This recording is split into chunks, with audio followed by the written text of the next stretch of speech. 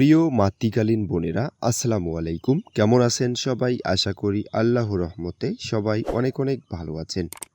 আপনারা যারা মাতৃকালীন ভাতার জন্য আবেদন করবেন ভাবছেন অনেক দিন ধরে, আসলে সার্ভারের সমস্যার কারণে মাতৃভাতার আবেদন কিন্তু গত কয়েক মাস থেকে নেওয়া হচ্ছে না।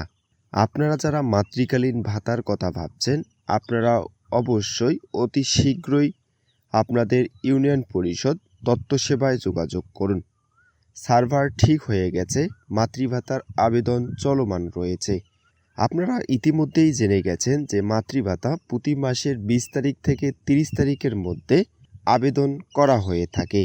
সার্ভার জটিলতার কারণে কিন্তু গত 2 থেকে 3 মাস অবধি কোনো আবেদন গ্রহণ করা হয়নি। আপনারা যারা মাতৃকালীন ভাতার জন্য পেপারসগুলো জমা দিয়েছিলেন, আপনারা অবশ্যই তাদের সাথে যোগাযোগ করে আপনাদের পেপারসগুলো অনলাইন করিয়ে নিন। অন্যথায় এ সময় অনলাইন না করিলে আপনারা পরবর্তীতে আপনাদের মাতৃকালীন ভাতাটা না হয়েও যেতে পারে। তাই আপনারা অতি তাড়াতাড়ি আপনাদের ইউনিয়ন পরিষদ তথ্য সেবা গিয়ে যোগাযোগ করে আপনারা আপনাদের মাতৃভাতার অনলাইন করে নিন।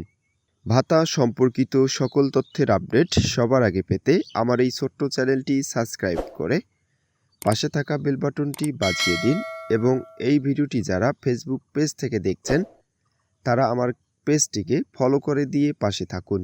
সবাই ভালো থাকবেন, সুস্থ থাকবেন। আল্লাহ হাফেজ।